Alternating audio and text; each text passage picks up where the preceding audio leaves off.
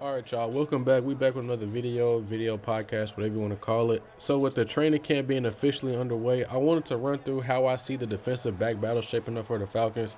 There's a lot of talented guys competing for just a few key roles, and honestly, the good news is these aren't really desperation battles. No guy's really fighting for their career. This is about figuring out who's the best combination out there. A lot of coaches say we're going to put the best 11 out there on the field. Doesn't matter who it is. So we're finding that best combination of defensive backs that we can have, and it's not just to see who's filling a spot. We have good guys that can play each role. If you go down the list of DBs we have in this room, we have about 7 or 8 guys that could honestly play meaningful snaps in the NFL anywhere else if they do not make this team. Like, that's how good we are in this position. And honestly, we've had a great DB room for the past 2 years. We just had an awful pass rush. And if you watch any of my earlier videos, I made a video about, us using the dime defense more. We used the dime defense in 2023 under Ryan Nielsen, and it was very effective for us. So with us having, once again, another deep DB room, we could use that dime defense more and be more effective with it. And hopefully with a fixed pass rush too. Oh my God, man. I'm salivating right now. Anyways, y'all, before we get into everything, if you guys do enjoy Falcons content, you want to see more of this, go ahead and subscribe. I upload a lot of this pretty often. I got a lot of good stuff coming, during the season, and I'm going to be at training camp on August the 11th. I will tell y'all about how that went. And follow me on Twitter because I will keep y'all posted. I will be live tweeting that the entire way. So let's go and get into the video. So let's talk about one of the most well-known, camp battles that's going on right now, and that's the Nickelback spot. We have 3 guys with completely different skill sets, and honestly, it might come down to who just fits the identity that Jeff Ulbrich wants to build. And those 3 guys is Clark Phillips, Dee Alford, and Billy Bowman Jr. So if we're starting off with Clark Phillips, he's not the biggest guy on the field, but you never know by the way he plays. He's scrappy, he's smart, and maybe the most reliable tackler out of the group. He's vocal, he studies, and he doesn't get beat mentally.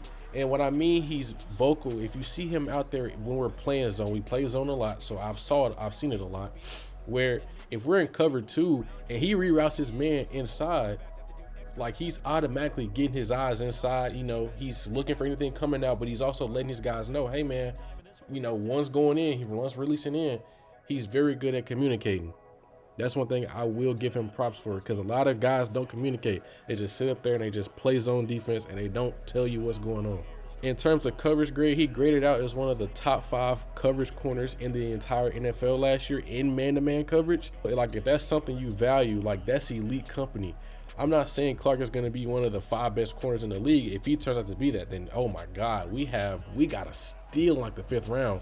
Really, we did. But if he's really that good at man-to-man coverage, and I understand we didn't play man-to-man a lot, if he's still as good as that grade is, then we have somebody on our hands. Really, we do. And the reason why I think Clark Phillips should start is simple, because he's honestly improved every single year. We saw him his rookie year. He didn't play much until like the latter half of the season. He started to get those snaps up, and he was also getting them in that nickel spot, the very position that he's competing for now. He's earned that shot to, solidify himself as a starter in this league. He's been building that momentum, and it just feels like it's his time to, finally prove it. And even if it doesn't fully click with him as a full-time nickel, that role that he had last year with Mike Hughes in that rotation spot at the opposite corner of AJ, he gives you a really solid, flexible option that won't hurt you. And I could honestly argue that, Clark was better than Mike Hughes in some spots. That's not saying Mike Hughes was bad, because he was a damn good corner last year, but Clark Phillips was just really good. Like, that's the thing. And with the way things are shaking out, we're going to touch on it a little bit later, but I really would not be surprised if we moved off Mike Hughes next year. That's me being honest. So for the next guy we're going to talk about for the Nickelback spot, that's Dee Alford. And please, God, do not let that bad 2024, fool you. I understand that was a bad season, really bad in coverage, really up and down in my opinion. A lot of people say he was just terrible. He was just bad all throughout the year. But the way I look at it, when I watch his coverage snaps back and I see, all the targets and how he actually played when he was given a chance to play to his strengths, he was not that bad. Dee Alford is a guy who is thriving in the more aggressive scheme, from a couple years back. Once again, we were under Ryan Nielsen. We were one of the, most man-heavy defenses in the league. And no surprise, Dee Alford was seen as a bright spot in that very defense where, hey man, I get to be up there at the line of scrimmage. I get to get up there and press you, disrupt the timing, challenge you at the line, and throw timing off. And when we were running man coverage a lot, guess what happened? Our pass rush was better. I'm not saying the pass rush was good, but it was better. And I keep saying this over and over. If you take 2023's pass rush and you put it in 2024, we are a top half unit. So flipping our philosophy on its head just really did no favors for us. Didn't do no favors for the pass rush. Didn't do any favors for the defense or the defensive backs. And now that Ulbrich is bringing in a style back that he was thriving in, we might see D return to form, if not be better than what he saw in 2023. And from talking to him, I got to speak to him like a few months ago. Talking to him and listening to how other guys talk about the system that we ran that was on defense, it was been made clear that a lot of people weren't really vibing with how Jimmy Lake was running things as far as defense going. D included, he really did not like it. And once again, he plays best when he can be disruptive. He's getting in the guy's face. He's throwing off timing, challenging routes early. He's got the traits to succeed when you let him play forward. He's not as smooth and off man as Clark Phillips, because I do think Clark has, a bit more technical, nuanced in his game than D, because I think D, he's just athletic as hell. You really can't see it, but he's very athletic and he plays to the athleticism a lot. But if you're asking him to scrap in the slide, he's going to do it. Those guys that are undrafted, late round picks, they will scratch and claw and scrap with you just to prove a point. And I think that's the mentality that he has. And when you're asking a guy who's naturally aggressive to, okay, oh no, we're going to back off. We're not going to be very aggressive. You're not playing to his strengths. You're not playing to what got him in this position. So it just did not work out for him last year in that system. And hopefully, if we get him back in a system that maximizes him, he can return to form. And even if he doesn't win the nickel job outright, he still has value on this team. If you remember, he returned a punt against the Dolphins a few years ago, and he also almost had the longest field goal return ever. But honestly, I think he should have had that job already, like I said, because he showed the flashes to be a very good returner.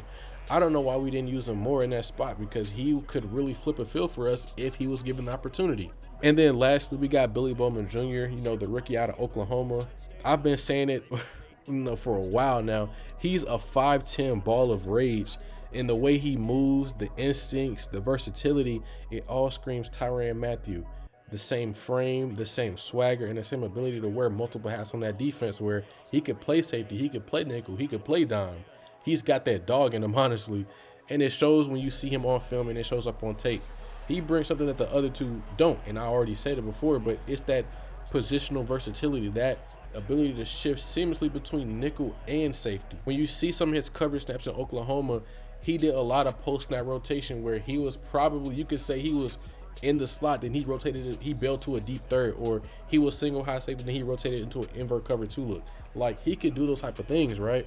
And that's huge, when you have someone who's like Jesse Bates, who's also incredibly versatile. So if Bowman hits, it opens up the door for some wild personnel groupings and disguised looks, on the back end. And even if he doesn't win that job in camp, I think, I genuinely believe he'll play his way onto the field as the year goes on, because his style of play is just too aggressive, too instinctual to keep on the bench forever. I think he will eventually win this regardless if he starts or not. So the bottom line is that nickel battle is loaded. You've got a technician in Clark, you've got a fighter in D, and a wild card in Billy Bowman Jr. And the best part is, no matter who wins, that room has tools to be dangerous. So now we're going to go ahead and shift to safety, one of the most exciting camp battles in my opinion. I know we talked about the most well-known, but this is probably the most exciting one in my opinion. And possibly this is probably the most versatile group on the roster, if we're being honest. So starting out with the guys that we're talking about, Xavier Watts, Jordan Fuller, and Marcco Hellams.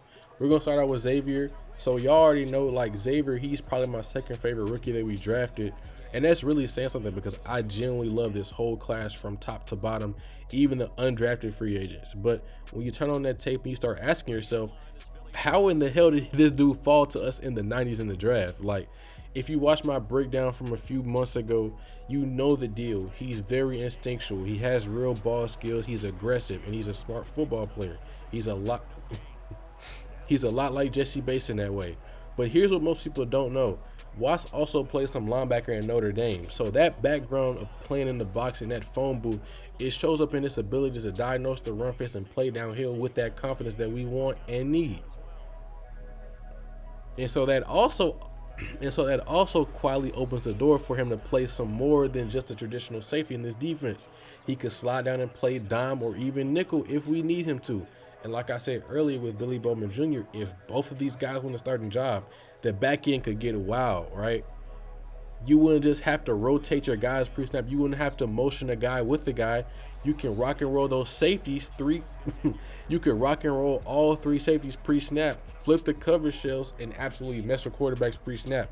And I don't think we've ever seen three safeties who can rotate down and play deep at the same time on the field at the same time, right? That's something we've never really seen. We've never seen the level of disguise before. And if Ulbrich is able to pull this off, we might be watching the mastermind at work, honestly. And then the next guy we're going to talk about is Jordan Fuller, who we picked up from Carolina last year.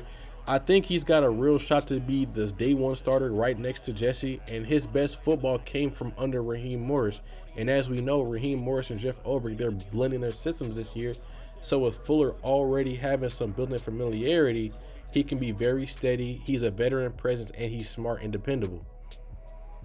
And the thing that he really brings, which I think is his calling card, is what he does, what we desperately needed is run support from the back end. He's excellent at reading his keys and filling late. I also did a breakdown on him. But yeah, he's very excellent at reading his keys in the box, filling late, and also playing physical. In those tighter formations in the base personnel, that could be the reason he wins out, because he's a very solid run defender. Coaches trust him, and he's a valuable mentor for the younger guys. So if Jordan Fuller does win that job, I think he'll be mentoring the guys, after him, like, hey, okay, this is what we do. He's going to show these guys the ropes and the ins and outs of the coverages and how guys try to attack him, because, once again, he's only on a one-year deal, right? So he's probably a one-hitter and quitter. I don't mean to put it like that. That's kind of a crazy way to put it, but, he's only here for 1 year, man. Like, come on, man. He won't be here for long, so he's probably going to be mentoring some guys, and I really would, like that for him to do, because I don't see him playing here long-term. I think Xavier Watts is a long-term answer. So once again, if Xavier doesn't win that job, he will win it eventually. And then finally, we get into the last guy, Marcco Hellams. The people in the building love this guy, man. So if you paid attention down the stretch in 2023, when we started getting, more snaps for him, you saw the flashes. He's a 7th round steal, and I don't know how he fell that far. Well, I think I know that Tennessee game probably did him, no favors, but honestly, it's no surprise why I think he's a steal, because you can't go wrong with the Nick Saban DB. I say this all the time. Those Nick Saban products, especially defensive backs, they tend to always hit, and I think Marcco Hellams is a hit. Marcco is crazy smart. He's super instinctual. He really understands how offenses are trying to attack, him. Marcco is crazy smart. He's super instinctual, and he really understands how offenses are trying to attack. Jesse Bates even dubbed this man, he's our enforcer. He's the guy. Jesse Bates has even called him our enforcer, and honestly, to me, it fits. He plays like he's always on edge, kind of like a CJ Gardner-Johnson type, the fiery, emotional, and physical guy. In run support, he's a beast, and don't sleep on his coverage either. And you have to go watch the tape, and you have to trust me on this one, y'all. You'll see why Saban says he teaches coverages first and will rub out run fits later. Hellams, he absolutely gets it when we're talking about a coverage standpoint. He understands the space in between the routes and, how he's going to get attacked. He understands his leverage and how to help, when he's not, busy in zone. And he's not just covering grass. He's always active. He's communicating, and he rarely gets beat deep. He rarely has the coverage bust. If he doesn't win that starting job outright, that energy and that versatility could make him a perfect fit for what I'm about to talk about next. So before we get to the next part of this video, I want to let y'all know what I'm about to talk about is the dime defender spot. And if you don't know, some of y'all probably already do know, I actually made a video on this whole dime defense thing and why the Falcons should run it in 2025 and why it's one of the most versatile packages in football today. So in case you don't have time to go watch that whole video, we're going to just do a quick refresher. So a dime package typically means you have 6 defensive backs on the field. That 6 DB, your dime backer, is usually a safety or a hybrid type that can play in the box, drop in coverage, or blitz. And in this defense, especially with how Ulbrich and Raheem blend philosophies, that guy isn't just filling space. He's going to be a key chess piece in this defense. You're going to be asking him to buzz underneath routes, carry seams, fit the run, or even take on matchups with tight ends and backs in coverage. And it's a role that requires instincts, toughness, and versatility. Basically a linebacker with the brains of a safety and the fluidity of a safety. And now two guys that I already mentioned, they make a ton of sense in this spot, and that's DeMarco and Jordan. So you've heard me mention DeMarco earlier. People in the building love him, and the role might actually be tailor-made for him. He's got the physicality to bang inside. He thrives in run support, and he brings that I want to hurt you mentality that you want in someone patrolling underneath. What makes him really good for the fit, though, is his IQ. Like I said before earlier, you watch his coverage snaps in 2023, and it's obvious. He knows how routes develops. He understands concepts on offense, and he knows where offenses want to go with the ball, and he plays with that Saban style discipline. He's not out there just covering grass. He's active, he's loud, and he doesn't hesitate.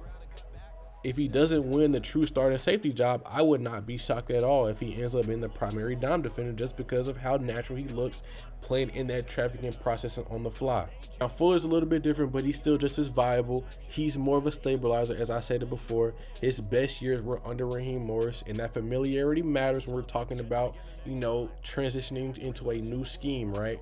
He's got the experience in those fire zone looks. He's played deep and in the box, and one of the best traits in his ability is to trigger downhill and play in clean, in confined space. Playing dime often means reading quick and reacting quicker and staying square in space. That's what Jordan does. And let's be honest, with all the young bloods in that DB room, having a guy like him to calm things down when it gets fast, that's a luxury. So bottom line, between DeMarco and Jordan, we've got two very different skill sets that both make a ton of sense at dime backer. And depending on the week and the matchup or personnel, we may see both guys get snaps there. And the beauty of this defense is flexible, and the position is more than really, just one position. DeMarco can play 1 week, Jordan can play 1 week, and it really showcases that. But if you really want my full opinion on who's going to win these battles, so here's how I personally think all things are going to shake out. So for Nickelback, I think Dee Alford should still be our Nickelback one.